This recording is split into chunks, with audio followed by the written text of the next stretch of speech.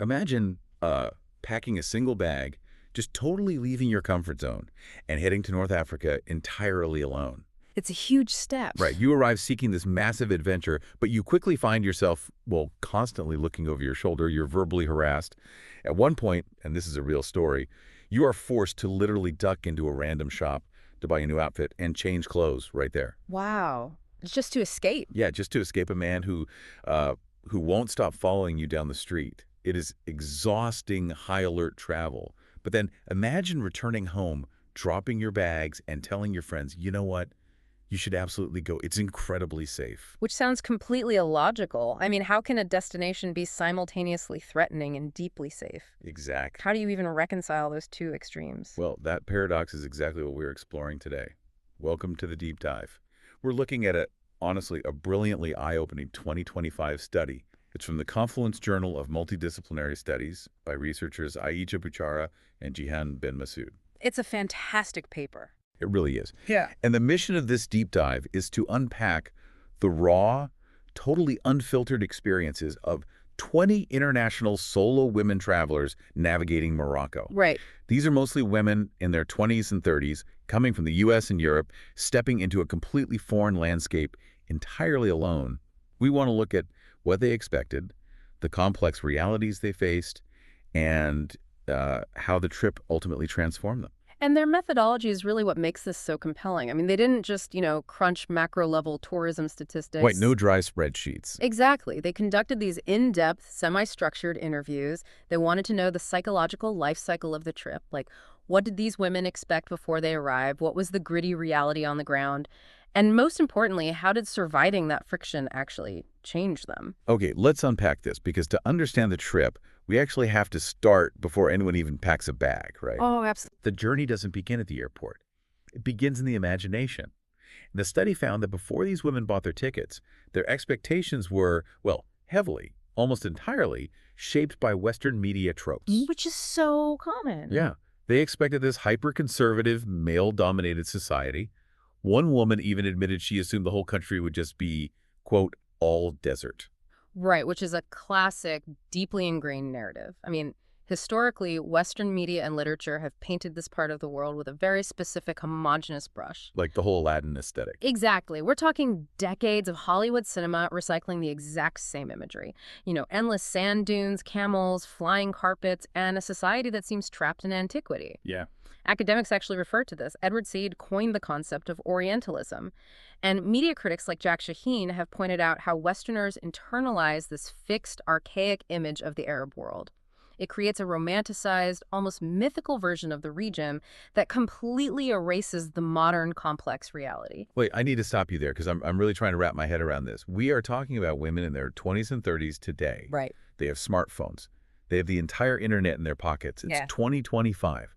How does a modern, hyper-connected traveler actually think an entire nation is just a movie set with camels? It's like going to New York City and expecting everyone to be a mobster from a 1970s movie. That's a great analogy, but that cultural conditioning is incredibly powerful. Even when we have access to facts, the underlying romantic myths are the ones that stick to our subconscious. I guess that's true. But to your point, the study notes that these women weren't entirely naive. In fact, 70% of them planned extensively, specifically to combat those exact stereotypes. Oh, wow. Yeah. They read Moroccan authors, they scoured independent travel blogs. Some of them even spent months learning French or Moroccan Arabic, which is called Darija, just to ensure they could immerse themselves better. So they're doing the homework. They're literally learning the language to break the stereotype. But wait, if these women are doing all this intense research, why are those cinematic stereotypes still so deeply lodged in their heads? Well, what's fascinating here is the distinction researchers make between the mindset of a tourist versus a traveler. Okay, lay that out for me. So, a tourist fundamentally operates on a desire for fanciful play. Subconsciously, the tourist actually wants the destination to be non-modern. Oh, interesting. They crave that romanticized, exotic spectacle because it feels like an escape from their everyday life. A traveler, however, actively seeks authentic, sometimes really difficult engagement with the real world. Okay, that makes a lot of sense. The tourist wants the curated theme park, but the traveler wants the actual living, breathing city. Precisely. But those old stereotypes, they are postcolonial legacies, and they are stubborn. They're a cultural inheritance. So even for highly educated travelers actively trying to deconstruct their own biases, that inherited lens is incredibly hard to shake until you are physically forced to confront the reality on the ground. I want the listener to think about their own bucket list destinations for a second. Think about the one place you are absolutely dying to visit. We all have one. Right. Now ask yourself, how much of your desire to go there is based on the actual modern reality of that country versus a romanticized movie set you've built in your head? It's a tough question to answer, honestly. It really is. But eventually, all that high-minded theory hits a brick wall the moment you get off the plane and actually have to navigate the city's infrastructure. And that transition from studying a culture in a book to physically moving your body through its transit system is where the first major reality check happens. Oh, I bet. For these women, the logistics of transportation in Morocco presented a really sharp clash between their romantic expectations and the gritty logistics of getting from point A to point B. So, these women arrive armed with language skills and an anti-tourist mindset. What happens when they need to get across town? Well, the transportation was a mixed bag. The feedback in the study on transit is wild, like the trains and the petit taxis, which are the small metered city taxis that hold up to 3 people. Those were hugely popular. Yes. The women praised them for comfort. They were having fun, authentic chats with the drivers. One participant said she ended up making friends with a whole group of local drivers. Yeah, the petty taxis offered a contained, predictable environment. But the grand taxis and the public buses were a completely different story. Oh, boy. Grand taxis are often older, larger vehicles that operate on set routes, and they maximize space by cramming up to 6 passengers inside. Wait, 6 passengers in a standard car? Exactly. That usually means 4 people squeezed into the back seat and 2 sharing the front. Just picturing that, 4 adults jammed into the back seat of a sedan. Your knees are touching, your shoulders are overlapping.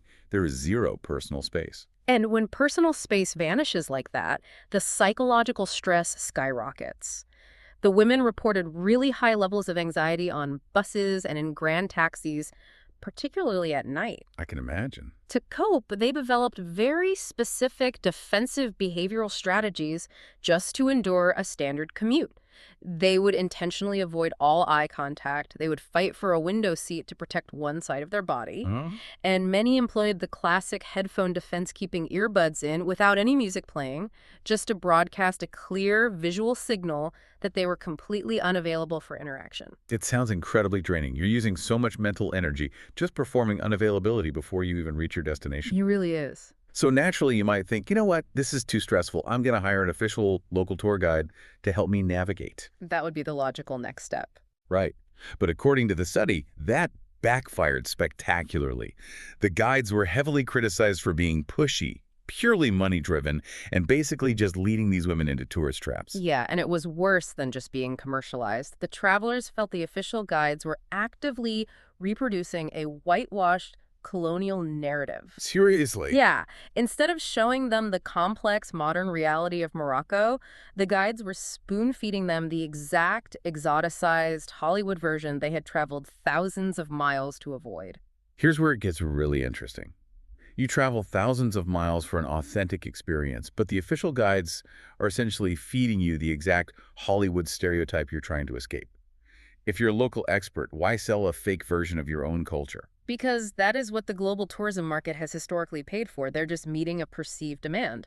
But there is also a staggering structural issue at play here regarding who gets to tell the story of the city. Oh, what do you mean? The researchers used AI tools to analyze the official Ministry of Tourism registry of 4,670 authorized guides. Okay. Based on that analysis, they estimated that only 2% of those official guides are women. Wait. 2% out of nearly 5,000 guides? That is an unbelievable imbalance. Why is that sector so overwhelmingly male? It comes down to historical precedent and structural barriers. In many regions, public-facing tourism roles, hustling for clients in the square, leading groups through the streets, networking with shop owners, those have traditionally been viewed as male professions. I see. Women were historically guided toward the private sphere or different economic sectors like artisan collectives or hospitality behind closed doors. So the public voice of the culture, the person narrating the city to outsiders, is almost exclusively male. Man, so you travel across the world, you do your homework, try to be a respectful traveler instead of a tourist, and the only official guides available are men selling you the movie set version of their country. If the guides are just salesmen for a fake version of the culture, isn't it better to just get lost in the city? And that's exactly what many of these women concluded. They rebelled. To reclaim their agency, they ditched the guides entirely. They chose to navigate the labyrinth of the downtown Medinas, the ancient, walled, old towns, completely on their own. Good for them. Yeah, they preferred the raw, self-reliant challenge of getting lost over a prepackaged tour. Which is incredibly empowering. Yeah. But getting lost in the Medina is a double-edged sword. Right. It brings ultimate freedom, but it also brings the traveler face-to-face with the complex social dynamics of the public square. It does. It's a profound, almost dizzying paradox. The duality of the street-level experience. This incredible warmth paired with systemic safety issues. And just as a quick note for our listeners, we are maintaining a strictly impartial tone here, just objectively reporting the study's findings on gender-based violence without taking any political sides. Right, and the data on the hospitality side is beautiful. The women describe the locals as amazingly warm, welcoming, and collectivist. Yeah, people would approach them just to chat or offer directions without being asked, or invite them for tea. And interestingly, the study noted that women who physically looked Moroccan or who made the effort to speak some Darija received special positive attention. They felt truly embraced by the community. But that warmth was heavily counterbalanced by a lack of safety. 75% of the women interviewed reported facing threatening situations in the public space. That's a huge majority. It is. And we aren't just talking about aggressive vendors. This ranged from relentless verbal harassment and catcalling to being followed through the streets and, in some cases, physical assault and theft. The specific anecdotes in the study are genuinely harrowing. Yeah, like the one we mentioned at the start of the deep dive. A woman was followed by two completely different men on the exact same day. She had to duck into a clothing store, buy pants, and change right there. The psychological pressure of that is immense, having to instantly erase your own physical presence just to buy yourself a moment of peace. And another participant described a terrifying encounter where a man actually followed her in his car. Oh my gosh. He parked, got out, and started approaching her holding a liquid-soaked rag in his hand. She only escaped because she realized what was happening, sprinted into her apartment building, and her concierge intervened. That is pure adrenaline, fight-or-flight terror. But then, on the flip side, you also have stories of a community stepping up in incredible ways. Right, the bystander intervention. Yeah. Another woman was grabbed and pushed against a wall late at night, and an older street cleaner, who happened to be working nearby, witnessed it. He didn't hesitate. He literally used his broom to hit the attacker and chase him off down the street. If we connect this to the bigger picture, the underlying dynamics of the public square become a lot clearer. Sociologists point out that in many cultures, the public space, the streets, the cafes, the squares, has traditionally functioned essentially as a men's club. Okay, right. It's a space designed for male socialization and commerce. So when a solo female traveler walks into that space, she disrupts the unwritten social rules. She is viewed as an anomaly. So because the space wasn't designed for her unbothered leisure, she's essentially treated like a glitch in the matrix. Exactly. Her mere presence becomes a subject of public speculation. And furthermore, these international travelers are essentially inheriting the exact same environmental risks that domestic Moroccan women face. Right. The researchers cite data from the High Commission for Planning, noting a 56.5% rate of gender-based violence in the country, predominantly occurring in these public spaces. It sounds like operating on a deeply exhausting dual monitor system in your brain. That's a great way to put it. On monitor A, you're experiencing this beautiful collectivist society. You're smelling orange blossoms, looking at centuries-old architecture. But on monitor B, your threat detection software is running at 100% capacity just to walk down the street to the Handout, the convenience store. It demands constant active negotiation. One woman described it as needing to be perpetually over-alert, to plan ahead and acknowledge the risks. You cannot simply exist, you have to actively manage your existence. Which brings us to the ultimate post-travel verdict. After surviving this intense reality, the catcalling, the hypervigilance, the exhaustion, the researchers asked these 20 women for their final takeaway. And this is where my brain completely short-circuited. It really is perhaps the most surprising finding in the entire study. Seriously. Remember, 75% of these women experienced harassment or threats. Yet when asked to evaluate the destination, 90% of them stated definitively that Morocco is a safe country for solo female travelers. So what does this all mean? How can 75% of these women experience harassment, yet 90% walk away saying the country is safe? That feels like a massive contradiction. Are they just in denial? Not at all. It actually requires a complete paradigm shift in how we define the word safe. Okay. Think about running a marathon. While you are running those 26 miles, your lungs are burning, your legs are cramping, you might get blisters. It is objectively painful and difficult. Right. But when you cross the finish line, you don't categorize the experience as a trauma or an injury. You categorize it as a massive personal achievement. Because the friction was the point. Exactly. This brings us right back to the difference between the tourist and the traveler. Oh, okay. A tourist equates safe with frictionless. They want a curated, perfectly smooth bubble where nothing challenges them. But the traveler does not expect a frictionless world. They know the world is complex and flawed. So when they face that friction, when they're forced to be vigilant and adapt, it doesn't break them. It actually builds profound self-confidence and empowerment. They proved to themselves they could navigate a complex, imperfect world and come out the other side. They didn't just survive the trip, they conquered it. That's exactly how they felt. The study notes that despite the hurdles, these women left deeply in love with the culture. They loved the architecture, the food, the people. They successfully overthrew their own inherited movie-set stereotypes because they actually engaged with the reality, flaws and all. But, and this is a massive but from the researchers, relying entirely on the psychological resilience of women is not a sustainable long-term tourism strategy. Definitely not. Morocco has a very ambitious national tourism goal to welcome 26 million tourists by 2030.